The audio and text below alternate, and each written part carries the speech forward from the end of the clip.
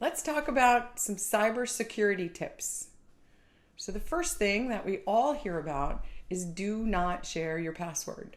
Don't put it on a post it, don't put it on your wall, don't put it in your wallet, don't share it.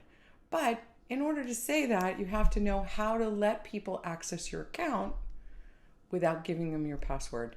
And the financial institutions that you work with have gotten really good at creating additional users with defined security. So, for example, we have access to our customers' bank accounts, but we're a bookkeeping user and we don't have transfer rights. So we can read only all that information. So that's one really great tip. Now, the second thing to think about is there's a lot of checks, maybe not so many checks these days, but there's ACH payments. Very, very important. Anyone can have your ABA number and your bank account number if you've ever given them a check or if you've written your ABI on your invoices.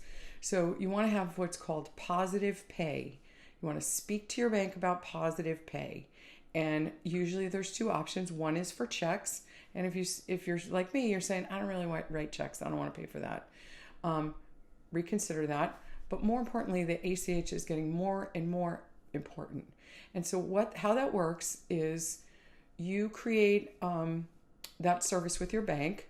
And then if an ACH comes through to pull money from your bank to pay for something, you get an alert and you have to go in and approve it and say, yes, I really wanted to pay Michelle today. So out it goes out the door. But it is an extra measure of protection that you really need because once the ACH is gone, there's no taking it back.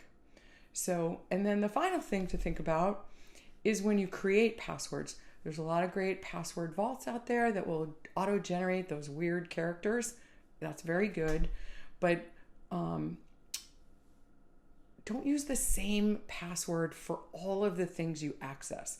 And very specifically, do not use financial passwords with your retail passwords. And so we're all guilty of this, but you want to have those financial passwords to be very strong, hard to remember, access them when you need to, but don't have it assumed with any other online account that you access. And the real reason is this.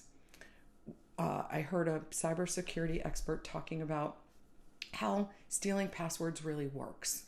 And what happens is if a bad actor, they call them, got your password, it's going to run through everything about you and see if it unlocks anything else you have. And the first thing they're going to go for is your bank. So really pay attention to cybersecurity and all that happens in the world.